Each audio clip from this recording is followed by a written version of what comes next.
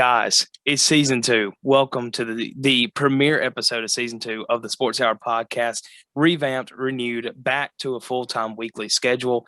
Peyton, Grady, Toby, Chuck. Guys, what's going on? What's up, PT? Season 2 is a go, and I'm looking forward to it. Yeah, man, I'm excited for the new setup. It's good to have the boys here. Can't wait to get into this. College football is 3 weeks away, a little more than 3 weeks away. I'm so excited for it. I think week 0 is in the last week of August. So yeah, 3 weeks away. Football time, the time for the South is just the best time in the Grove, wherever you go. It's just awesome. College football's back. The fall weather is perfect time to be alive. Let me check in on everybody because we've got a lot of stuff going out. First of all, let me say this: we are now in video form too. So if you're listening to this on Spotify or Apple Podcasts, you can also go check us out on YouTube. We're going to have our channel linked on our social. Season 2 got to start off with a bang. Yeah, throw out those W's. We got it's going to be a good time as we're going to have a good season, doing a lot of fun stuff. Hopefully in the coming days. But also kind of a life update on everybody. First of all, Chuck, man, you're a freaking coach now. What's going on? Y'all have had your first day of school, right? You taught the first day of school, didn't you? I did. I taught the first day of school, but I see what you're doing. You keep asking. Well, stop or whatever. I'm not gonna do it. So quit asking me. Yeah, that's it. But no, I'm joking. I love it. I cut the field today. Just a bunch of stuff, and I still hadn't felt like I worked a day in my life yet because I just love what I do. Yeah, we were roasting you in the group chat saying that you were the professor we all hated. You taught on syllabus day. Well, I had an hour and 40 minutes. What did you teach? What else was I supposed to do? Algebra 1, or are you talking about what? Yeah, what did you jump into first day of school? I mean, it's got to be something. Equations, right into equations. Man. Oh, awesome. Yep, right into them. Toby, you've moved to Columbus. You're gone, man. You're now scamming people out at Carmart. I mean, hey, yeah. So I was living in Oxford up until about a month and a half, 2 months ago. Moved here for work. Decided I was just going to stay with Carmart for a while. Been doing that. Been doing my own thing. Got a nice apartment in quotations. So it's just, kind of just been working. Still technically in school, but that should be over here in about 2 weeks when I finally finish that Spanish class. Come on. Got a B in the first Spanish class, didn't you? I did. I got a B. Went from I won't say what I made in the last class, but made a B in this one. So I'll just it was completely honest too, wasn't it? It was 100%, man. I hit the books. Definitely didn't do the whole semester in 4 days. Definitely didn't do that. Google Translate for the win. Did you know that Google Translate, if you take a picture of the screen, it'll translate the whole screen for you? I didn't know if you knew that or not. Yeah, it does. It's pretty awesome. That is awesome. Anybody Great. who's ever taken a foreign language knows that trick, huh? Yeah. I Grady. don't think any of y'all had to take a foreign language, though. No, I took 4. Oh, that is high school Spanish does not count. No, I took 4 in college. Did you really? Took them all from Northeast, though. Oh, okay. So, Mickey Mouse. So you took it in 13th grade. Exactly. Yeah, I took it in 13th and 14th grade. So, yeah. But Grady, what about you, man? You're a Vol now. That kind of goes in with today's discussion. You're a Vol. Well, as you can tell, though, I'm sort of back home. I've got the shrine of the chosen son behind me. But I'm back home right now. I'm doing classes online through PT school in Knoxville. So I'm back home, back with the parents, not in Oxford anymore. And it's sort of sad having to Zoom in with the boys, but it's good to have this experience now. We do have Zoom Pro, so we can go longer than just 30 minutes on our Zooms now. So we can go for an hour. New upgrade for season 2 for the pod listeners. We appreciate each and every one of you that listen. But I'm back home. I'm enjoying PT school. Like I told Toby before we started, I'm almost done with my first semester, and it's going pretty smoothly right now. I'll go up there for my labs the last week of August. I'll be back at the 1st of September. So I hope to be back that Friday night on September 2nd, and I hope to be in Oxford at September 3rd in the Grove with the boys. So That's the Come plan on. right now. Also, man, can't wait till you finish PT school so you can buy that beach house. We can all come down there here in about 2 years from now. So we're all that's really facts. excited for that. Pay off $80,000 of student debt, and I'll buy my beach house. So when I'm Yeah. 80 years old, you can come stay in our, our back pain. We're sitting there. We can't even cast a reel to try to fish out there. Our back hurts so bad. Might have arthritis in our knees and feet, but at least we'll see it from the doc. At least we got a physical therapist. That's right. I'll be working on your arthritis then. You're welcome. Yeah. Man. And then Coach Spencer, he's Coach Chuck. He's finally won his 15th state championship ring by that time. I'll be in the Mississippi. While we're 80. You'll still be teaching by that time, except you'll be teaching in Tennessee. You're going for that second retirement. The second retirement, huh? Wait. I just realized something, I think. He wasn't on our last episode. Chuck, I think this is the first episode you've been on since you were a national champion. No, I was on. Wait, is it not? Or was it? You weren't on the one that I was on. We did talk about that one time, yep. Gotcha. I wasn't on The that national episode. champion. Yeah, that was the episode I missed. First time I've seen you champion. since you're a national champion. That's It's crazy. It's crazy. Like we all live about an hour from each other, but we haven't seen each other in 2.5 months. because we're all selfish. It's true. We also all work. Toby has this handlebar mustache. He went to go see Maverick one too many times, and he just had to transition to that phase. Dude, I'm not gonna lie, man. But living here, like I said, starting a new job, just living here by myself. I got bored one night and I was like, you know what? I'm just gonna shave the beard, go Do you have a mustache. motorcycle? So Yes or no? I do not have a motorcycle. Then it doesn't count, and you got to cut it off. I've got a 07 Impala. If you don't fly in an F-14 or you don't have a mustache, a motorcycle, you cannot have that mustache. That 07 Impala gets 12 miles to the gallon in town because of the evap leak it has. That's awful. Oh my god! Does it go dead in the Zaxby's parking lot? That's the question. It doesn't. It's got a brand new battery, brand new That's the stuff. dub. It's got brand new connectors on there. You know who? You know what runs like a Chevy Impala that's got 12 miles to the gallon? What? The Vanderbilt football program, which is going to segue us into our discussion today. They got a first place vote in the Sports Illustrated edition this year for SEC. Gosh, dude, I don't know who in the SEC voted the first place, but I feel like that's something like Paul Feinbaum would do just to troll. I feel like that's something he would do. well, you His know media the needs to be revoked right now. Though is all I know. the Ole Miss beat writer for the Daily Journal, Michael Katz. He's like, if you follow his Twitter, he's kind of like big into meme culture. Like he appreciates all that stuff. So like I saw a couple of people that were like accusing him of being the person that voted for Vanderbilt because he had a vote, but he said it was not him. So who knows? But I can tell you in the Sports Hour pod, conclusive voting of the SEC East, Vanderbilt did not get a first place vote. I am sad to inform you guys. Did not happen.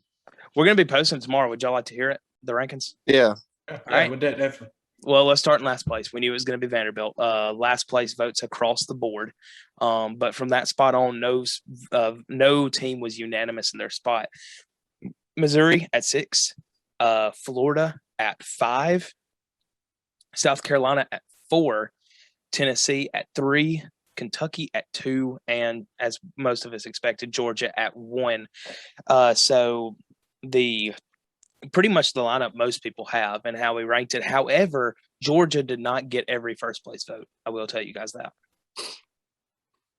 I'm going to guess the other first place vote was either Kentucky or Tennessee. You would be correct. Georgia got 6 out of 7 first place votes. Kentucky got 1 first place vote. Yeah, I'm not as high on us Kentucky. Like I said, in my vote, I voted for Kentucky to finish second. I think they're going to be really good this year, but there's no way they're going to have the same record or a better record as Georgia. Georgia is my prediction to win the entire SEC this year. Spoilers, but it's just like I think Georgia's going to repeat, and I don't. Do we really believe that Kentucky can back that up and win 11 plus games? I just don't see it. Chuck raised his hand. Chuck, go ahead.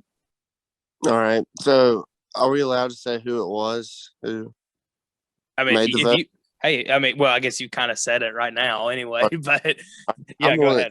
My reason was it. So I think you got in the East, you got Georgia and Kentucky, and then everybody else is like pretty much the same. You got Tennessee, who's like that middle tier, but everybody else is like bottom feeders just about. Late in November, the Georgia Bulldogs go up to Kentucky to play a ball game. And with Nakobe Dean and all the defense leaving, and Georgia's offense wasn't that good last year anyway. And now that stellar defense lost its captain. Kentucky has their quarterback and the running back Chris Rodriguez coming back. I think it sets up perfectly for Kentucky to win the East. It's my whole life for them to actually do it, and I think they get it done. But this is also, this is a Kentucky team that's coming off last year where they sputtered a little bit throughout the year for most of their guys on offense and defense. But it's just like a team that, was not necessarily middle of the pack. I'm not saying they were middle of the pack last year because they were really good, but it's just like, they sputtered late in the season. And I think Kirby Smart is too good of a head coach to let a Georgia team get beat by Kentucky, if that just makes sense. Like, I'm not saying he's going to downplay Kentucky, but it's just Kirby Smart's too good to let that happen. I just don't think they have the offense to do it. I'm about to hate on a national champion, but I don't think Stetson Bennett can go win a ball game. I think he's he's a quarterback who doesn't lose you ball games, but also he's not one like he has before, but he's not consistently like, hey, here's the ball, go win it for us. Well, this is a Georgia team that lost a lot on defense. They lost, I think, 8 of their 11 starters to the draft, or is it 7 to 11? Something like one of those two numbers. Yeah. Yeah. But it's the same Georgia team that returned basically every single person on offense that started for them last year. Well, I was going to say, Chuck, I'll let you have a word, but then after that, let's go kind of from the bottom up, because we're going to have plenty of time to talk about Georgia, Kentucky, but we want to, focus on every team in this episode. Well, my turn? Yeah, you can finish up your point you're making. Just go on. I forgot what I was saying. Okay, gotcha. All right. Well, let's start from the bottom. It is Vanderbilt. In fact, everybody had them at 7th. So let me ask you guys. I know Toby told me, but I want to get kind of everybody's thoughts. Let's start here talking about the East. What do we think the bottom tier of the East is? Do we think it's 1-11? Do we think it's more maybe along the lines of like 5-7, 6-6, or somewhere in the middle? Where do you think it is? Toby, I'll know yours, so I'll start with you. So since it started, like I told you earlier, but I think the bottom tier of the SEC is Vanderbilt. They have a really tough schedule. I think even in their non-conference games, I think they have an easy schedule in the non-conference. Vanderbilt's got Hawaii in week 0. They've got Elon first week of the season.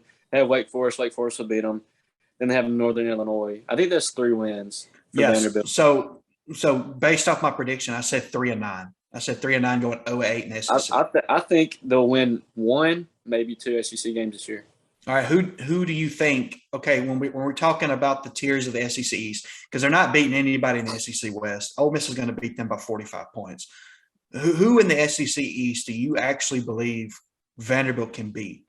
They can beat South Carolina at home, and they can beat Missouri on the road. I believe that. I just don't see that with as way as good as South Carolina was in the recruiting cycle and the transfer portal. I think South Carolina is just so much better than Vanderbilt. I just don't see that happening. I think Rattler is not going to be as good as people expect him to be. I think they also, you look at another one, November 19th, Florida, right before Florida is going to play Florida State. I think that's a very winnable game as well. Me too. That's number 1 for me. I think they might win. And then also Missouri on the road, and then Vanderbilt is my third one that might win. That's in the SEC. I think they'll beat Hawaii that first game. They're playing on the road, but I think they'll be better than Hawaii. They're going to beat Elon. I don't think Elon's a very good – I didn't even know Elon had a football team. So I'm going to go with Vanderbilt in that one as well. And then Northern Illinois, I think it's a toss-up, but I think Vanderbilt will beat them as well. Because Wake Forest is pretty bad. They play Wake Forest at home, though. But Wake Forest they'll win 3 of the 4 of those games. Wake Forest returns Sam Hartman at quarterback on a team that was a top-tier offensive team last year. Right. So Yeah, I don't Yeah. see that happening. But the Mm. thing I think is going to be key for Vanderbilt is you look at it, they have one of the worst 3-game stretches of any team in the SEC. They are at Alabama, Ole Miss at home, at Georgia. That's maybe the worst 3-game stretch in the You SEC just hope you this get year. out of the 3 games without getting beat 80-0 and not getting anybody hurt. That's Exactly. what you hope. If Vanderbilt can get out of that with minimal injuries and keeping their spirits somewhat existent, they'll have a chance to win 1 or 2, because I like Clark Leah. I think he's a little, I mean, he's unproven as a head coach, but he really impressed me in media days with how he talked. And that's when you're rebuilding a program, the first thing you got to do is establish culture. And he seems like a guy that really wants to do exactly that. He wants to focus on establishing a culture. So, and along with that, Vanderbilt returns 13 starters. So they return 7 on the offensive side of the ball, 6 on defense. That's huge for a team that was very bad on offense last year to return that much experience. So I see Vanderbilt winning 4 or 5. I'm like you, Grady. I think they pick up an SEC win along the way. I'm not sure who it will be, but I think Missouri's obviously a top candidate, like we said. But I think this year in the East, pretty much anybody is going to be capable of surprising anybody, except maybe Vanderbilt and Georgia. But besides that, I'm with that. 100% agree with that. Like you said, though, I think that coming off the Ole Miss, Alabama, Georgia week, that's when they play Missouri at Missouri. So I think they'll get beat even worse against Missouri. But I think they'll be able to bounce back against South Carolina. I think South Carolina will still beat them 3 or 4 touchdowns. Then they get Kentucky. Then it's that Florida game at home. I think that'll be big for them in that game, because I don't think that – well, they could beat Florida at home, then they get Tennessee at home as well. So I don't know. I mean, it'll be interesting to see what Vanderbilt does. Based off what you just said, where they play Alabama, Ole Miss, Georgia, South Carolina. That's Missouri. Missouri. They play Missouri and then South Carolina. Yeah. Okay. And so by that statement, to me, that's 4 losses. Okay. Yeah. That is a very defeated Vanderbilt team that I don't think coming into Florida or getting Florida, I don't think they would play up to try to win that ball game after getting destroyed.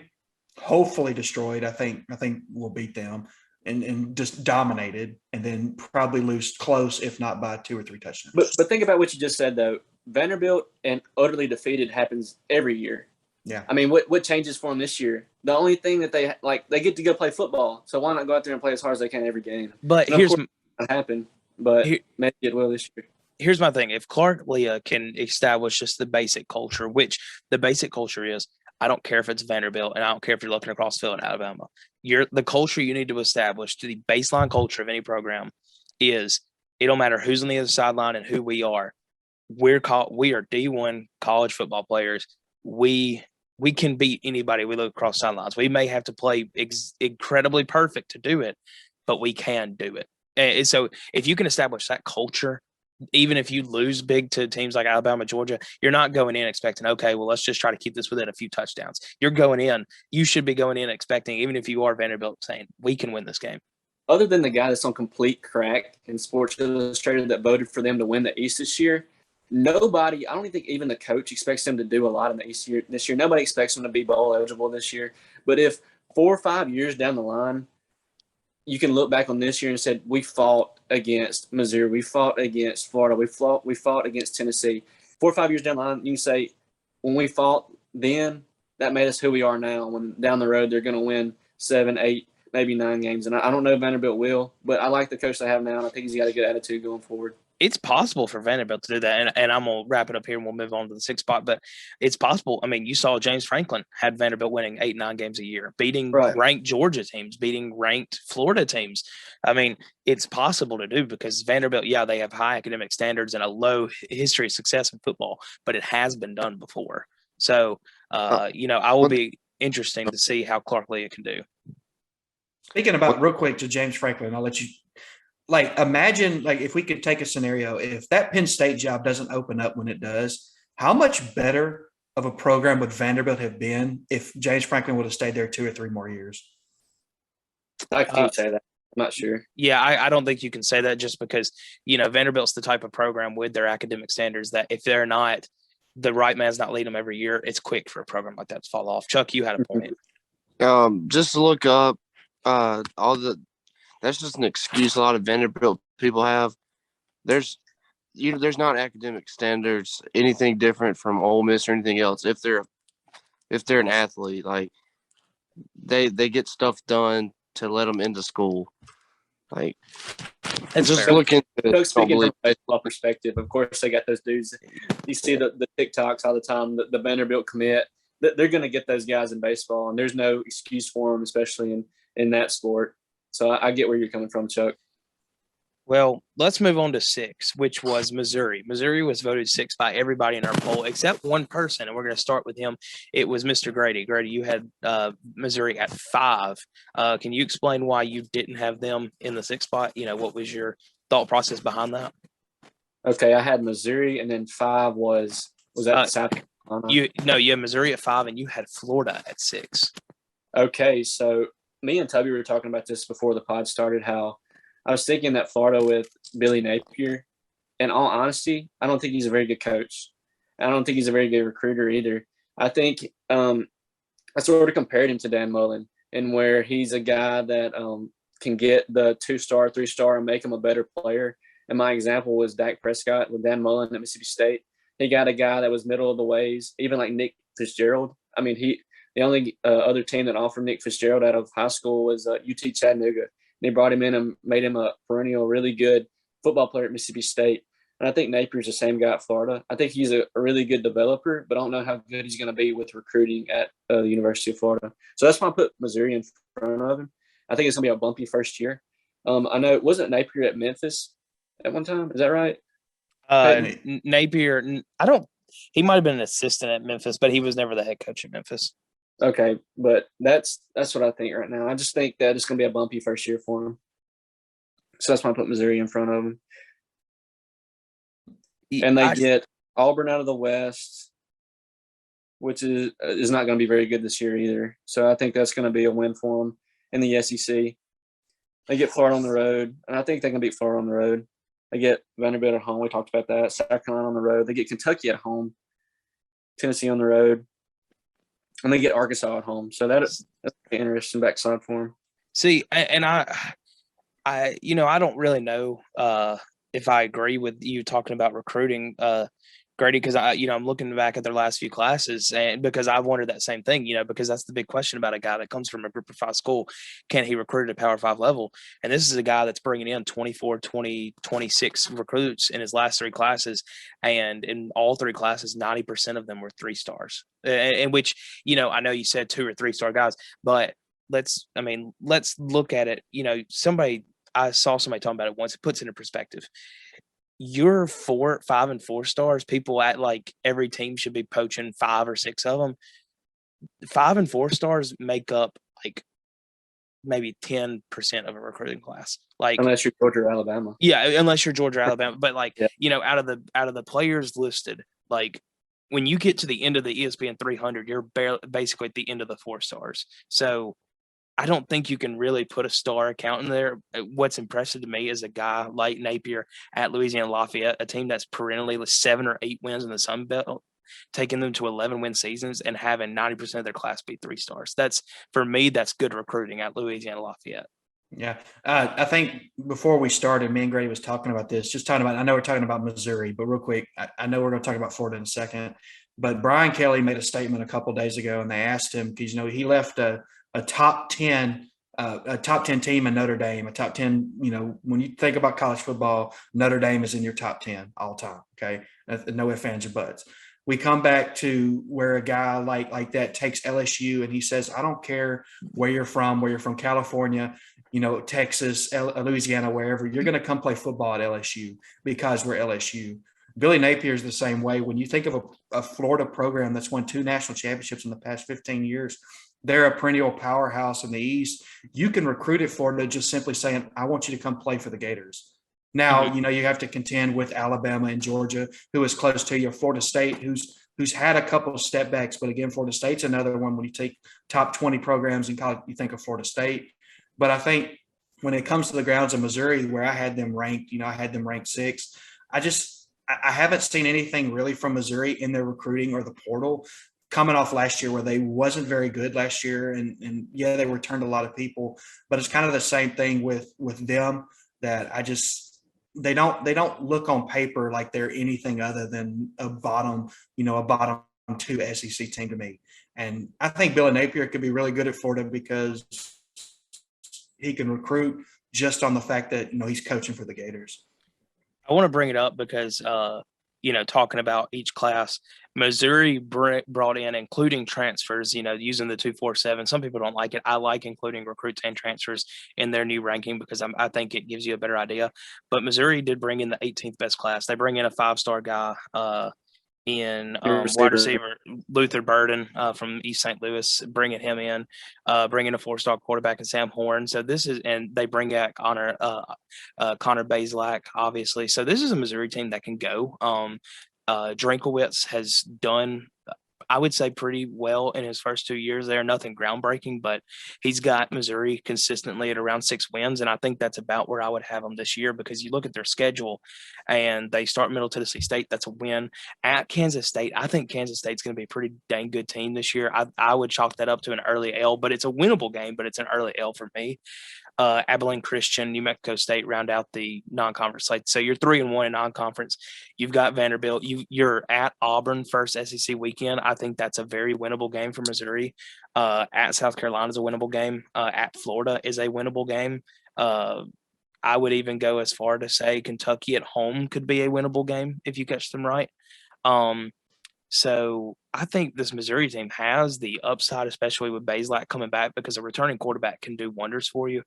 But I also don't think the talent is quite there yet for them to break into the 8-win seasons that your 5 and up are going to have. I know when we're talking real quick, it's just so hard to win on the road in the SEC. You're talking about at Auburn. I don't think Auburn's going to be very good, but it's so hard to win at Jordan O'Hare Stadium. And it's so incredibly hard, no matter how bad Florida is, to win at the Swamp. And, that's 2 games that, if it was played at Missouri, you could probably say it's more likely they're going to win, but it's so hard to win on the road. I don't see them beating Auburn, even though I don't think Auburn's going to be very good, just because they're playing at Jordan O'Hare. Chuck, thoughts from you on Missouri? I think they're kind of in that tier with Tennessee, like kind of that middle tier. They don't have the ceiling that Tennessee has, but I think what they'll do this season will be right there with what Tennessee's record is, or at least in the SEC. What do you think?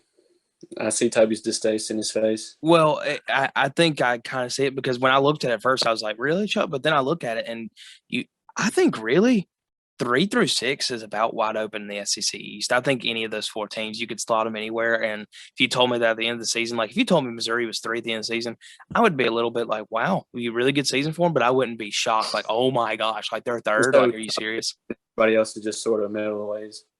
Mm-hmm. I agree. I would think that for sure. I think you got the top 2 and the bottom 2, and then pretty much everybody else is around the same talent level. So let's talk about, that middle of the pack tier, number 5, Florida. We talked about, obviously, just for a minute, Napier with them. Grady had them at 6. Toby had them at 5. I had them at 5. Buzz had them at 5. Chuck had them at 5.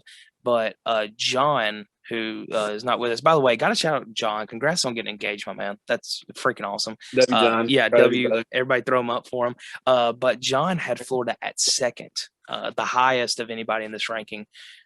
So he is obviously high on the Gators, as a lot of people are. I see a lot of people saying Florida's going to have a rebuilding year ahead of them, so they're going to be 6th. But I see some people saying that they return 8 defensive starters. So I see a lot of people saying that could have them as high as 2nd or 3rd in the East. I got something. Yeah, go ahead. Okay, what I want to talk about is the first 2 games of the year, you're going to tell what Florida's made of. And the first 2 games is this. They play Utah, and they play them in the Swamp. Utah was in the Rose Bowl last year, and they should have won that game. They should have beat Ohio State because Ohio State didn't have anybody there, and Utah was bringing all the energy. Of course, Ohio State, I think, was just ultimately more talented than they were, and they ended up winning in the end. But that'll be a test to start off with Billy Napier at home that first weekend in September. Then they get Kentucky at home, and that's the team that we're talking about that they got a first-place vote in our poll. They get Kentucky at home, and they play South Florida at home, so that's not a very hard game. The next two very important SEC matchups they have. They play Texas A&M at Texas A&M. I think that's going to be a loss for them.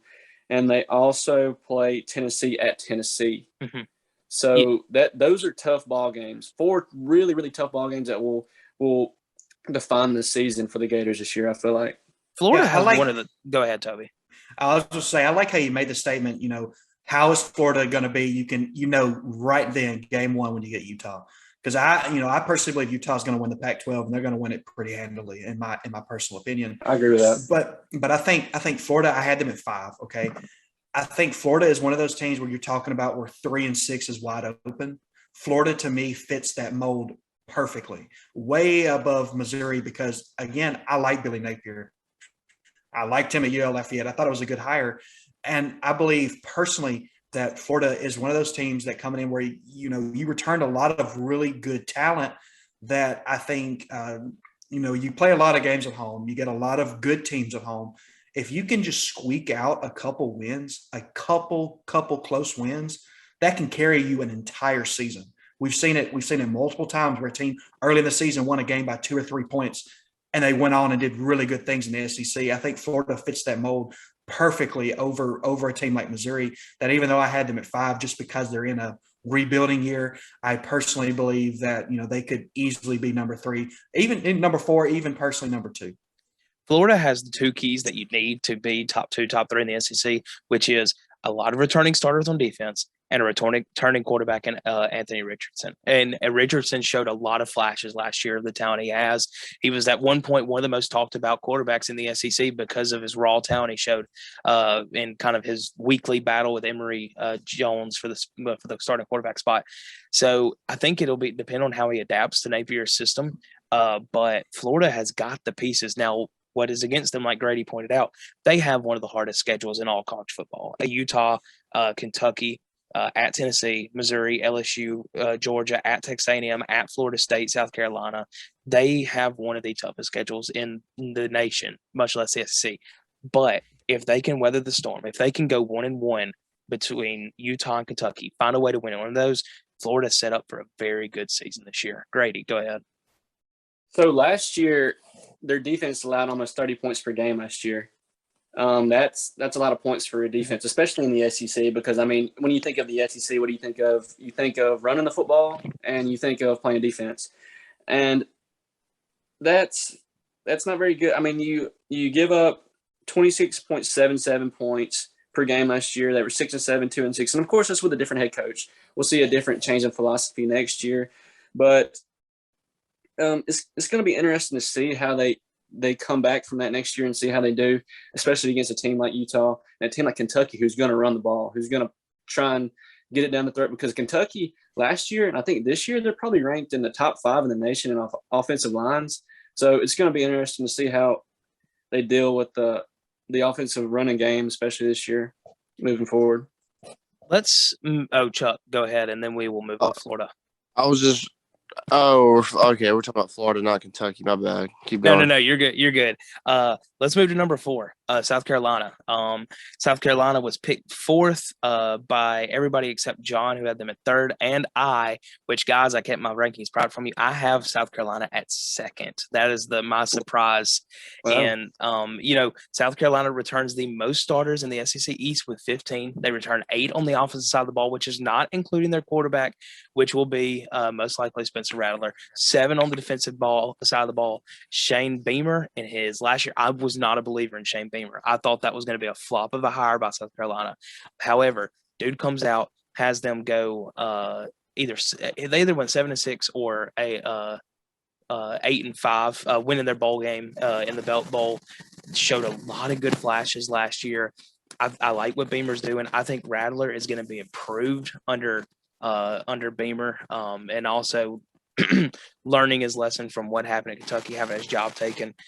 They have a schedule that is difficult, but at the same time, your toughest non-conference game is Clemson, but every other non-conference game is an easy win.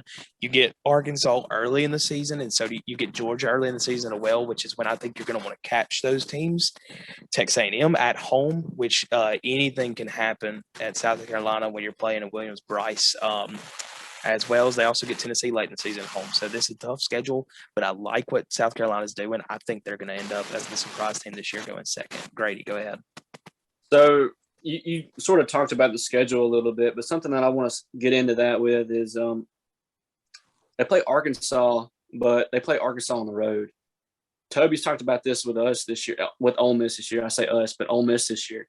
That's one place that feels like a trap game for Ole Miss this year. And I feel like with South Carolina early in the year, I'm not sure who Arkansas starts with, but I'm sure it's September 3rd. It'll probably be FCS school, or somebody that's not very good. And then they jump into that South Carolina game. That's going to be a tough game to win for South Carolina, especially with Spencer Rattler with his first SEC experience. I think that'll be a tough one to win. Then they get Georgia at home, and I'm pretty sure, I don't think anybody would disagree with me. I think Georgia would handle them pretty easily. And then they get South Carolina State. I think they'll beat them. And then they get Kentucky on the road. Then they get A&M. That's a bumpy road. That's a tough few games for them there. But of course, when you play SEC football, you're going to have a bumpy road.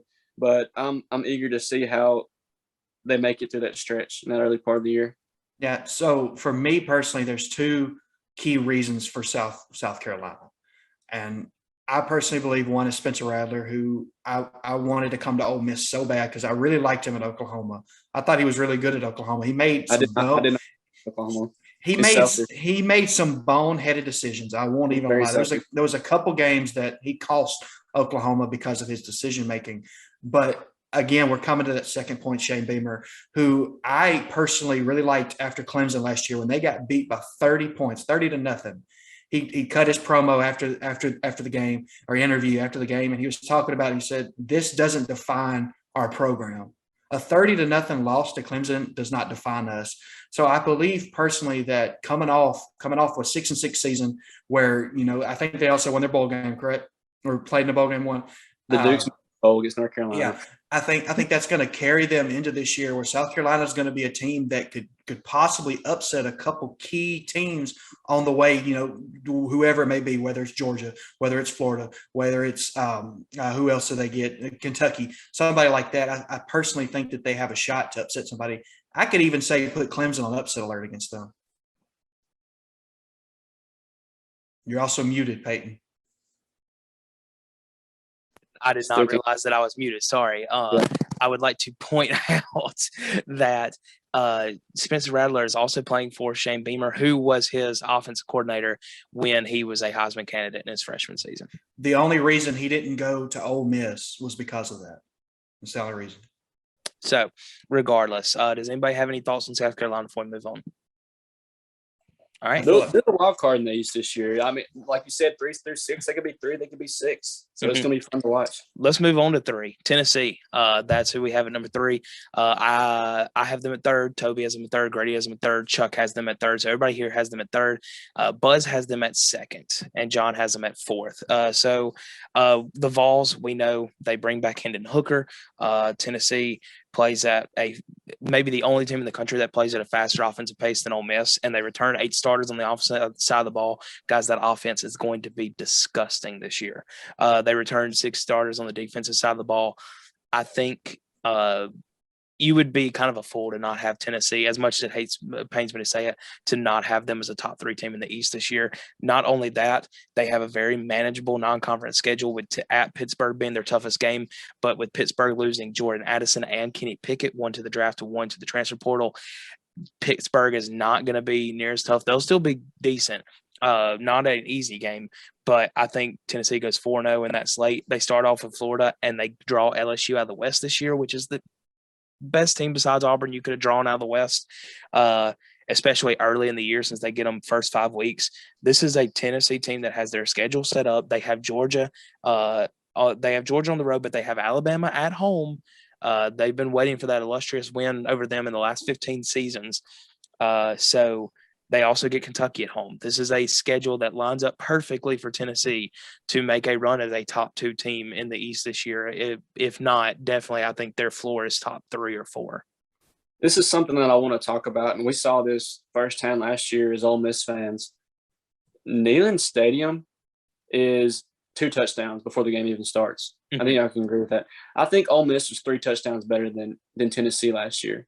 But when 110,000 people get going, it's going to be a ball game no matter who steps in on that field. And I feel like Tennessee, with that behind their backs every game, I don't think there's a team that can come in there and put it on their head, especially with the offense like you had described going into this year. If Neyland Stadium is in it and they are rocking, it's a top 5 toughest place to play in college football. 110,000 people, it's tough to play in. Chuck, go ahead.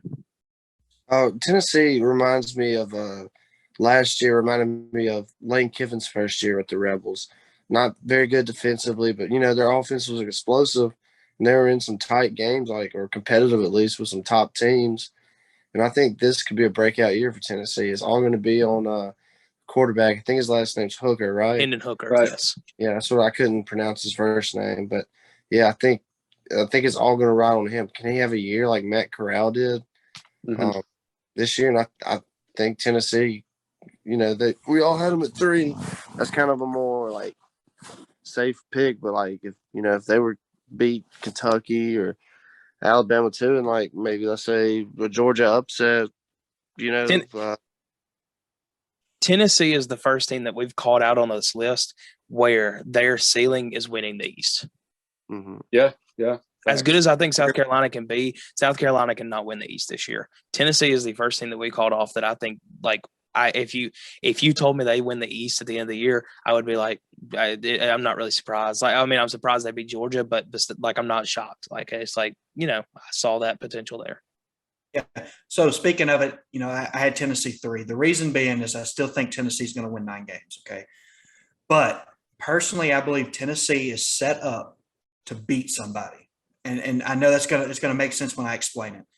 They're going to upset somebody. Okay. And we talked about it just a second. We beat around it a second.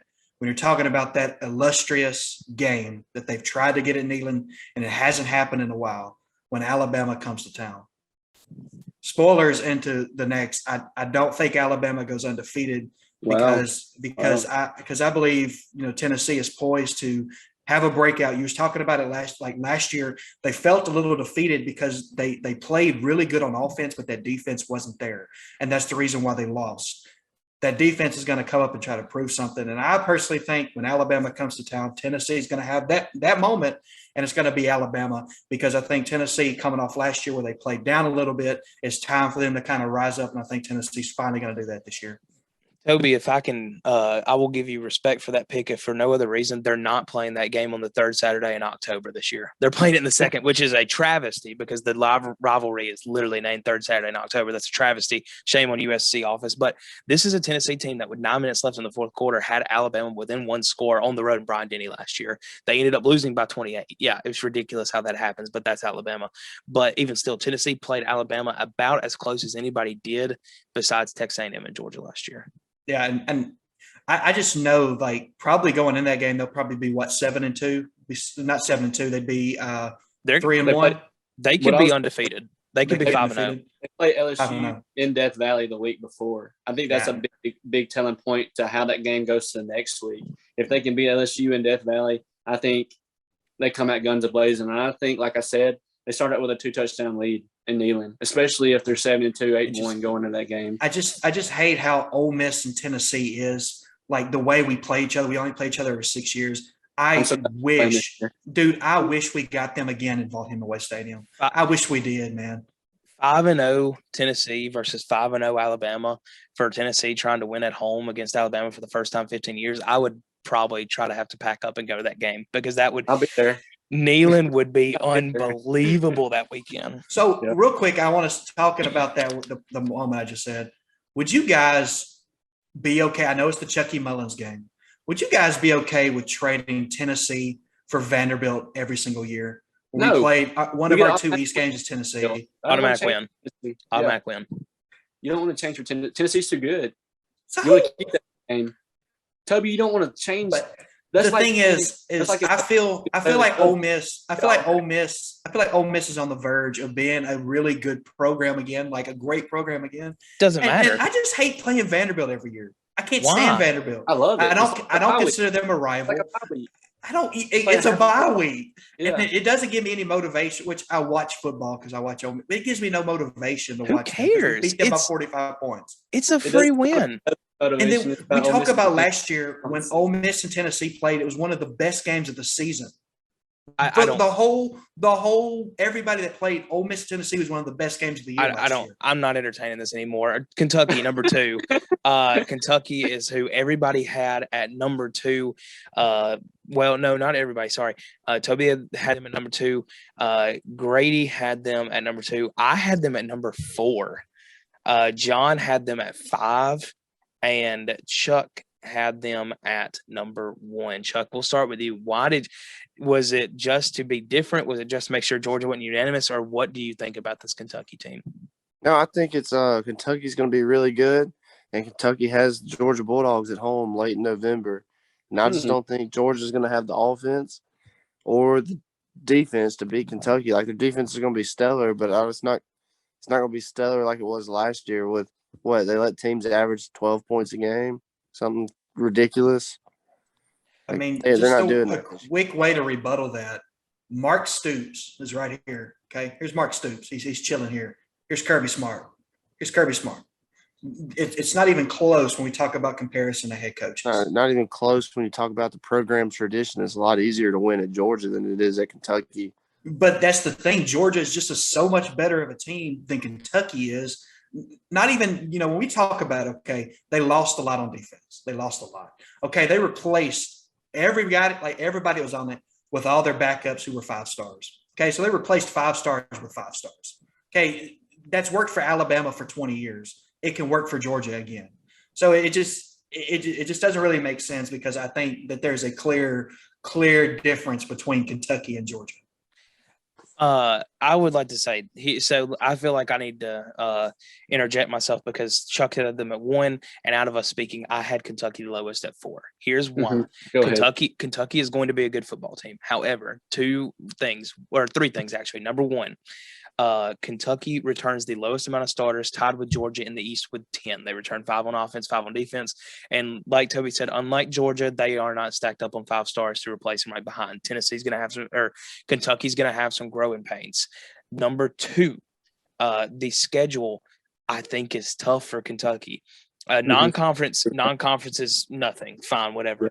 However, at Florida, second week of the season, that is prime upset for Billy Napier to win his first big game at Florida. At Ole Miss is going to be 4 games in the season by then. They'll have the quarterback figured out. The defense is going to be rolling. South Carolina at home. I've already told you I think South Carolina is going to be my second team in the East. Mississippi State at home, but Kentucky traditionally does not fare well against Mississippi State. I think State's going to be very good this year. I think finally this is going to be the year it clicks for Mississippi State with Mike Leach and Air Raid. It's at Kentucky, but still. At Tennessee, at Missouri after that. Those are 2 very tough games. Missouri could be looking for that key win to get them bowl eligible late in the year. And then Georgia at home, obviously, which is at the end of the year, you're catching them when you're beat up, banged up. So I don't think the schedule sets up very well for Kentucky. And finally, my third point, I don't buy the hype with Will Levis. I don't think he takes care of the football. Fumbling wise, I feel like he has some turnover issues. I don't think he's dynamic enough to take a team that doesn't return many starters to a bunch of wins. I don't see the height that everybody else is seeing on Will Levis. So I just don't buy Kentucky being a number 2 or especially a number 1 team in the East this year. I want to say real quick. So I did say Tennessee was going to win 9 games, okay, and poised for the upset. I also believe Kentucky, crazy, they could also win 9 games as well. Would not surprise me if, Kentucky beats Tennessee to get them, the tiebreaker over them to finish second. But I think Kentucky sitting there at number 2 with a good coach. Like, I know I just crapped on Mark Stoops for 30 seconds, but I think where Kentucky's going to be good is that they finally got a good program underneath them. He's been building and building and building, and it's finally got something that I think Kentucky, if they play their game of football, which they played last year, and they were very good last year, if they can play that same type of football and carry it over into this year, I think they're poised to do really good things in the East. And I'm high on Florida, put them a little bit lower, but I'm also high on Florida. I think they're one of the teams that could go into Death Valley and beat them. I mean, at the Swamp. So I think it's possible. Is Kentucky the Ole Miss of the East? Of the East? I'm sorry. What do you mean by that? Like win-loss way, like just it's like not mediocre, but not like above average. We're like Right. They're right there in that middle yeah. part. This year, I think Ole Miss and Kentucky compare very well together. Yeah. I think where it comes down to with what you're saying is that, Ole Miss, we went through 4 years where we were the second worst team in the SEC. Yeah. And then we've had 3 really good years. Kentucky has done the exact same thing where they had a few good years. They were one of the worst teams in the SEC. Now they finally got over that hump and they're going through their 3 or 4 good seasons. And they may be at the end of that. I don't know, which I believe Mark Stoops is a good coach, but it's just like Kentucky. I could see that comparison. Kentucky will never be a bottom 2 SEC East team again while Mark Stoops is there. Yeah. Until they get the better job somewhere. Too good of a culture, too good of a coach, and too good of a recruiter. But the thing is, though, I'm positive that he has been offered jobs outside of Kentucky, and he likes it. Down. He likes being at Kentucky and building that culture there. So if I remember right, before they hired Lincoln Riley after Bob Stoops retired, did they not reach out to Mark Stoops to come to Oklahoma? They did. Yeah, and he turned it down. Yes. They did, in fact, according to all the rumors. I mean, obviously we don't know exactly, but and now we're about out of time, so we'll finish it up with Georgia, and not much to talk about with Georgia. I mean, they unlike Kentucky, yeah, they bring back only 10 starters, 7 on the offensive side, 3 on the defensive side, but they also bring in a class that has 17 4-stars and 5 5-stars. So they're not lacking for talent. The question I want to ask you about Georgia, besides Chuck, obviously, which Chuck has turned off his camera, so he might be asleep getting ready for school tomorrow. But does Georgia go undefeated? Toby, you go first. No, I don't believe anybody in the SEC goes undefeated this year. The reason why I say that is I think this year with the recruiting portal, with the transfer portal, I think the talent has spread throughout the SEC enough that I think somebody can upset Georgia. Like I said, I think Alabama's going to go 11-1. I also believe Georgia's going to go 11-1. I talked about Tennessee with the one big upset, and I called Alabama. I think a team like Kentucky is poised to have an upset. And I want to say it, and I believe it. I think they possibly could be that team that could upset Georgia. Toby, you just argued with me, made your point about how that's not even possible. So I'm talking. So listen. So whatever happens, you're gonna. So I'm saying, with the talent skill, I'm not saying that it's impossible. I'm just saying, like it's borderline. You just borderline called it. You just said they're going. The Toby Tastic taking tonight. Yes, sir. It's also midnight. It's also midnight. Grady, does Georgia go undefeated? I think they do, because all of the games that could be trap games, they get at home. So they get Tennessee at home, they get Florida at home, and they get Oregon at home in that first weekend of the season. Of course, they play South Carolina on the road. I think they actually have 2 neutral site games. Oregon is at Atlanta. Oregon's in Atlanta, which is a home game. I will give them that. It's basically a home game. But then Florida is obviously played at Jacksonville like it usually is every year. I think they'll beat Florida anyways. They get Kentucky on the road. I think talent level wise, I think Georgia's just so much better than Kentucky.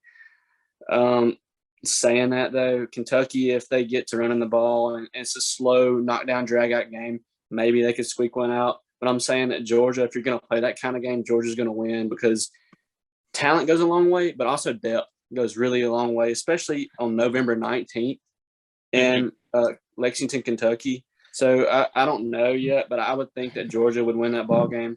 And like I said, they get Tennessee at home. They get Florida at home.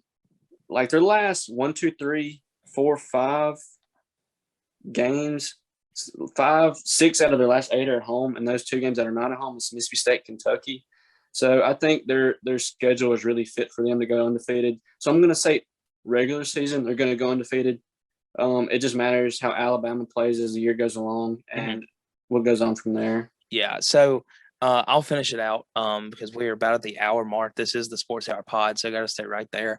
But we are – I don't think they go undefeated, not because of anything really with Georgia, like, talent-wise. However, these are, like I said, they're going to be placing 8 guys on the defensive side of the ball. freshmen or 18-year-old college kids. They're going to make mistakes. There's going to be a team. They're going to make some mistakes throughout the year. And the SEC is too talented this year, I think, to top to bottom on both sides for a team like South Carolina at home, Auburn just in general, Florida in a neutral site game, Tennessee on the road, but still very talented, Mississippi State at home, Kentucky at home. One of those teams is going to find a way to attack the mistakes that a young Georgia defense is going to make. It's only one, but I think they lose one along the way. I'm not sure to who, though, but I do still have them winning the East. Chuck, finish us out. Kentucky upsets Georgia November 19th. I'm calling it. Okay, yeah. End it off with that. But guys, we're right at an hour, but this has been fun. I missed the pod so much. This has been awesome. Grady, go ahead. The Cardinals are winning the Central. Oh, so we're throwing MLB in here.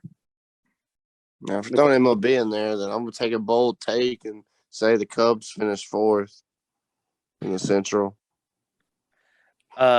We got the Marlins. We got 4 more games with the Marlins. Braves are choking right now, man. They dropped that doubleheader to the Mets. That was tough. I was gonna be honest, man. Baseball season ended 3 days ago. No, The Cardinals 8 days ago. baseball season has just started. We hadn't lost a game since the break. Have y'all really not? 7-0. That's ridiculous. Hats off to the Cards. But anyway, guys, September thank you so 3rd. September 3rd is what we really care about. Come on. I agree with that. But guys, thank you so much for listening or watching. We are so excited for the season 2. Let us know what you think. If you're on YouTube, leave a like and a comment down below and subscribe as well. Let us know what you think, what we can do. We don't want to just do the podcast. We want to do some more video content, maybe some, online head-to-head games of Madden, FIFA, something like that together, something like that. We want to have fun with it. So let us know what also you'd like us to talk about on the pod. Like I said, we're going to be trying to branch out this season to talk way more high school stuff along those lines, local sports. Excited about it. But any final words from anybody? Got the West next week. Big week next week. Yes, sir. Tune in next week. Like he said, we're going through the West same way we did tonight, but the SEC West, so Ole Miss and State. Yeah, the actual good part of the SEC. And to all our golf listeners, Tony Finau is really, really playing good golf right now. Man's playing very good golf right now. If you tune in next week, you get to see Toby grind on Peyton like Brian Kelly does on recruits. No, incorrect. No, throw up the L. No, W. You turn that L, add another one to W. Oh, man. Guys, I missed it. Thank you so much for listening. For Grady, for Toby, for Chuck, I'm Peyton. This has been the Sports Hour Podcast. Have a blessed week, and we'll see you again next Monday.